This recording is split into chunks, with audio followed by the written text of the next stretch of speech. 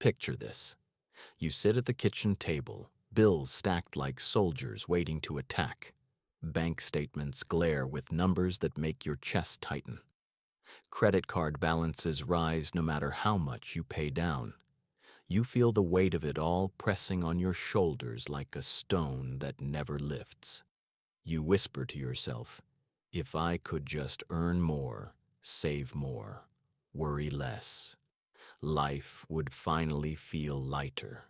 But Ibn Arabi, the master of the heart, would give you a very different perspective.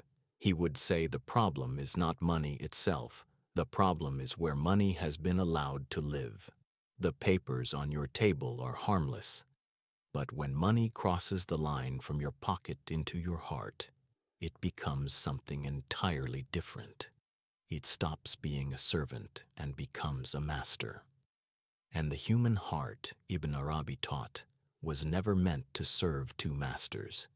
He described the heart as the most sacred space in existence, the inner sanctuary where divine light reflects most clearly. It is meant to be a mirror for eternity itself. But what happens when this sacred space is filled with fears about the future, endless calculations about security, and an unquenchable hunger for more? That mirror becomes cloudy. Instead of reflecting peace, it reflects panic. Instead of trust, it reflects anxiety. Instead of gratitude, it reflects a gnawing sense of not enough. This is where Ibn Arabi made a crucial distinction. Wealth, he taught, is morally neutral. Being rich does not make you corrupt, just as being poor does not make you virtuous. What matters is not how much money surrounds you. It is whether money has captured your inner world. Think of a skilled craftsman holding a hammer. That hammer can build a home or destroy one, depending entirely on how it is used. The tool itself is neither good nor bad. Money works by the same principle. In the hands of someone whose heart remains free, wealth becomes an instrument of goodness, generosity, and benefit. But in the grip of someone whose heart is conquered by greed or fear, that same wealth becomes a source of corruption and blindness. This is the difference between having money and being had by money. When you have money, you choose where it goes. You can decide to share instead of hoard, to invest rather than waste, to lift others instead of leaving them behind. But when money has you, those choices vanish. Every decision becomes a reaction, driven by fear of losing what you have or craving to gain more. Your peace, your values, even your relationships begin to revolve around protecting or growing that number. Ibn Arabi observed that most people confuse the means of security with the source of security. We chase money because we think it will shield us from pain, guarantee our comfort, make life predictable. But real security, he said, does not come from what you can count in a bank account. Real security flows from trust in the one who provides. Your sustenance was written for you long before you began worrying about it. What is meant for you will find its way to you, often through channels you never imagined. And what was never yours will slip through your fingers no matter how tightly you hold on. This realization can transform how you see financial struggle. Instead of taking every hardship as proof of failure or divine punishment, you begin to see them as invitations to check your priorities. Maybe your trust has shifted from the eternal provider to temporary provisions. Maybe money has become more than a tool. Maybe it has become a part of your identity. Because when money takes up residence in the heart, you begin to suffer even when you have enough. You gain possessions but lose inner calm.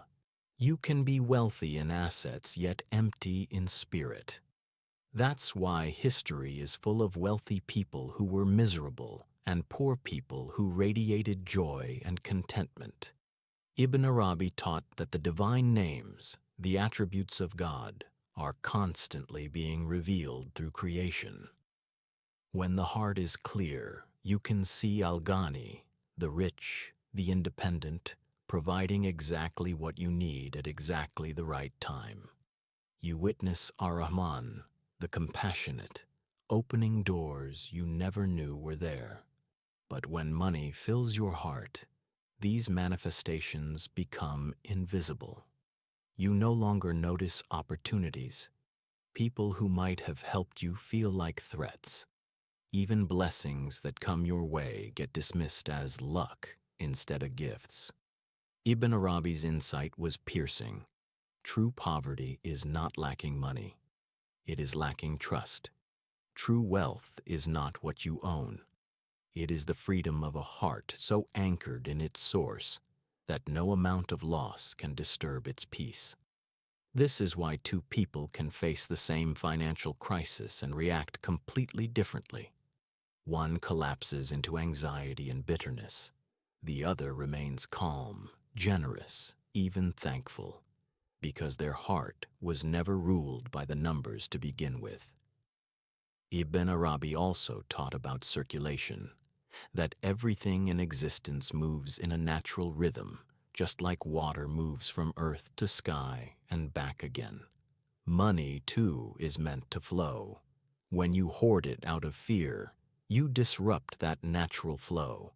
Paradoxically, this very act of clinging often prevents new wealth from coming in. That's why generosity is such a powerful medicine, especially when times are hard. Giving proves that money is still your servant, not your master. It keeps your heart open, unchained. It creates space for divine qualities, compassion, mercy, abundance, to manifest within you.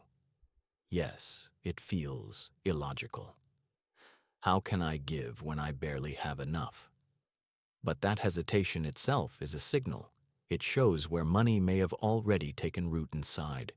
Free hearts give naturally because they trust the source cannot run dry.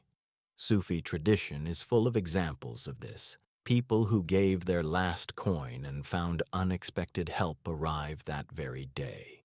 Families who shared their last meal only to see food reappear from unseen hands. These stories point to a reality beyond economics, a reality where generosity opens doors that calculation never could. The question is always this: who is in control, you or money? If your choices are mostly shaped by profit, fear, and gain, then money already holds the throne in your heart. The way out begins with honest self-examination. Can you give something away without overthinking what you'll lose? Can you choose integrity over profit when the two collide?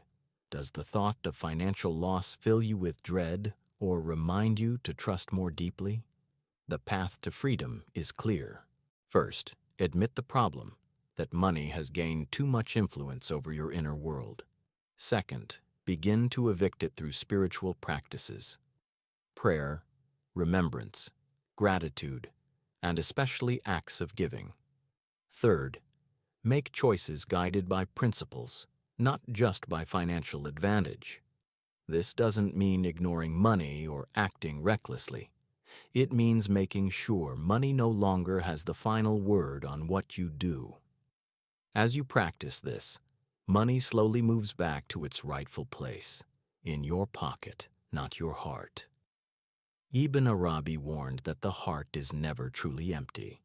If you remove money without filling that space with remembrance of the divine, something else, ego, fear, status, will take its place.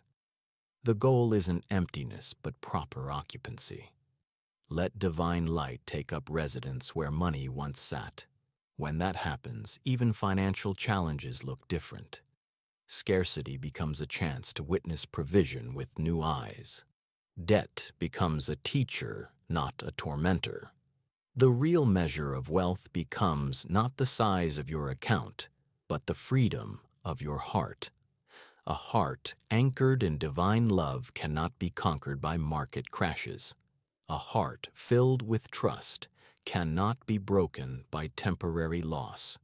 True wealth is not what you hold in your hands, but the one who holds you. And that is Ibn Arabi's message for every generation. You may not control how much money passes through your life, but you can always choose whether it stays in your heart. Start small. Give even when you are afraid. Replace worry with gratitude. Remember that the source of all provision is beyond banks, beyond economies, beyond every crisis.